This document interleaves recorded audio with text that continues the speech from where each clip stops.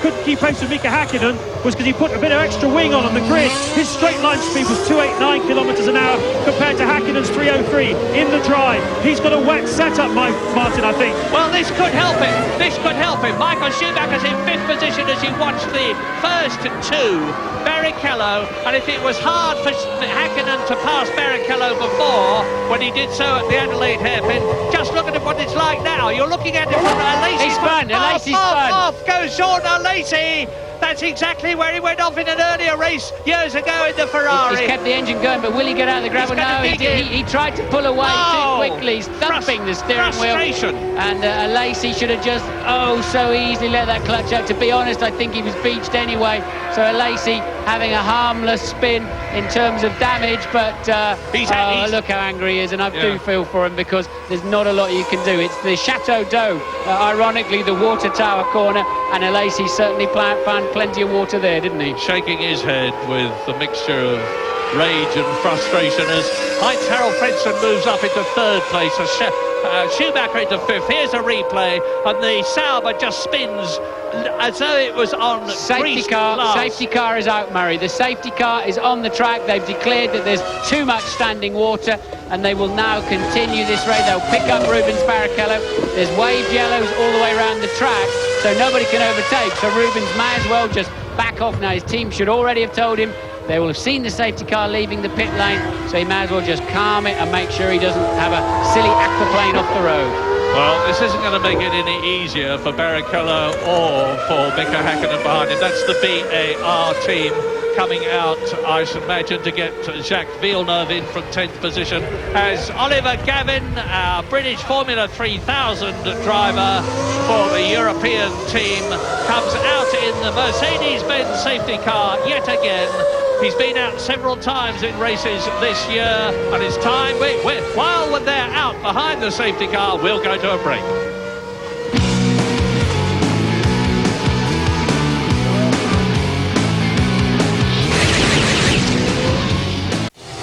Welcome back, ladies. You can see they're still behind the pace car. That's Wirtz's car coming off. Also Villeneuve, they've had a touch and they're both off, AJ. So a lot of chaos at the moment. Very, very heavy rain. Well, it certainly is. I mean, to aquaplane off behind the safety car is a bit of a business. So all I can assume they're going to do is keep the safety car out there until the rain eases a little bit, then give them the green. Yeah, Mark Janier, another one that we saw off the Minardi with a crumpled wheel as well. So the field is somewhat thinning out because of this rain, but as you can see, the pace car now, the rain has eased off a little bit, so hopefully it won't be too long before we start racing again. Well, I wanted it to rain a little bit, as I said a few minutes ago, but not this much. It's more than just a sprinkle. While we've got a second and waiting for the racing to recommence, the Formula One Supremo Bernie Eccleston underwent heart surgery in London Hospital last week. Cardio surgeon John Wright described the operation as routine and added that Bernie will be back in the fast lane in the next couple of weeks or so. Well, I bet you he is, because, I mean, Bernie's the sort of bloke that gives heart attacks. He doesn't have them. To a few people right around the world. Well, as you can see, the Stewart Ford has done a tremendous job. Reliability hasn't been its greatest weapon or greatest asset, but so far it's handled conditions well. Doing a really good job, and of course the McLaren sitting there, and Harold Frentzen, Heinz Frentzen, he's driven well again. He's been very consistent since he went to Jordan. He has, because I think they're nurturing him, looking after him, and he's responding to that, because some drivers need looking after in different ways, and I think Eddie Jordan is probably bringing the best out of Frentzen, and we can see that. But it's interesting to see, even behind the pace car, he's really sort of reasonably aggressive. He's lining himself up, he's getting all set to go when that green comes. One quick thing, Damon Hill has complained of two cracked exhaust systems over the weekend in two separate cars. Do you think that had anything to do with the press conference where he said he may retire before the end of the season? Well, as I said to you earlier on, I think he honestly has given the team a little bit of a message. Start looking after me a bit better, otherwise I'll leave early. I mean, that's the only way I could read into it. I mean, you know, he's halfway through the season almost. To leave would, you know, put his team in a bad position in terms of finding a replacement for him. So I think it's his way of saying, hey, look, give me better equipment. There's Eddie Jordan now. Give me better equipment, otherwise I'm out of here. Makes a bit of sense, doesn't it? All right. So still behind the pace car, as you can see. We'll go back now to Murray Walker and Martin Brundle. Had such a brilliant season since he joined the Jordan team. Second in Australia, third in Brazil, fourth in Monaco. He's only won one race, and that was for Williams the year before last, the San Marino Grand Prix at Imola. But Heinz-Harald Frentzen has reacted magnificently to being appointed by the Jordan team. And the German is actually equal fourth in the World Championship.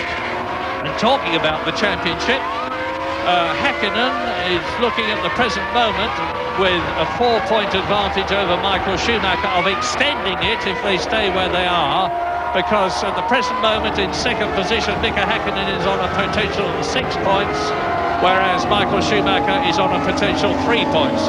But it really is early days to be talking about the World Championship for drivers, because we're on lap 29, we haven't even yet done half distance. The half distance lap is lap 36, and yet again the safety car fails to peel off and go into the pit lane, and therefore there's going to be another lap behind him. Yes, he's got to do a lap with his lights out, so see if he switches anything off as he goes over the line. I think if he does, it's a touch too early, frankly, but won't be too much longer. I'm pretty certain that they will restart this race under greens. The sky's clear. We're going to take a quick break before they do that.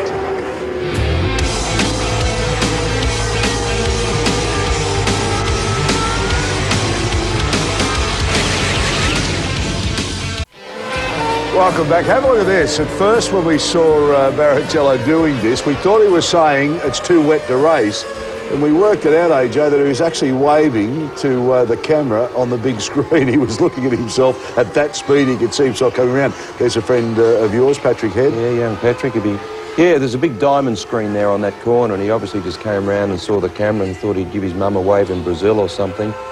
But there you can see Barrichello, Häkkinen and so forth. Now, they're going very slow. I would imagine that the rain has eased off quite a lot. I would expect the lights to come off on the pace car, at least in the next couple of laps, I hope. Now, we know that Schumacher loves the rain.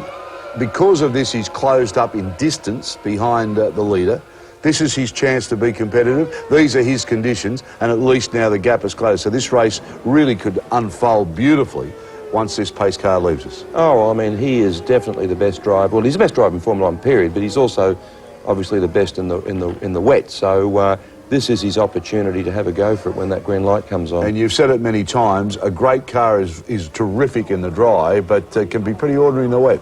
Well, a car which is not necessarily competitive in the dry can be competitive in the wet. In other words, it could be a bit soft, it might have a bit more chassis flex or movement, which doesn't make it as competitive in the dry, but actually does help it a bit in the wet. Shot of Damon Hill there, right there. So he's obviously had that problem with the wheel fixed and back on the track.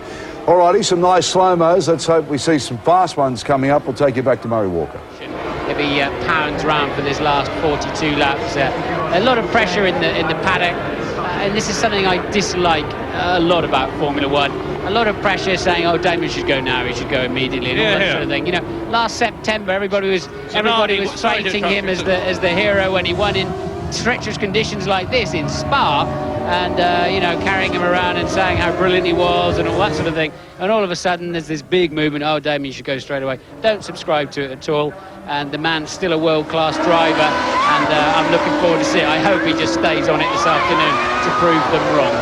I couldn't agree more strongly with every word you've said, Martin. Gavin takes another lap in the safety car. I don't know what they're waiting for now, to be quite honest, unless it's for standing water and they know there's drainage to ease away a bit. The flashing lights are still on the safety car. We think there's some animation going on the pit counter. I thought I saw some people in the Williams pit saying a safety car coming in soon, like they had some overheard some radio communication or something. James is in the pits, what can you tell us? Yeah, I'm down at Ferrari, and Michael Schumacher, just as he came by last time, sort of did a blinking sort of signal with his hand and pointed at the safety car. I think he's unhappy. I think he wants to get it out of the way. As I said, I think he's running a bit more wing than the McLaren in front of him. He thinks he might have a bit of a chance in this race. But a critical thing to watch out for, guys, is the 1 minute 28 lap time, because as this track dries out, we've got a strong breeze blowing.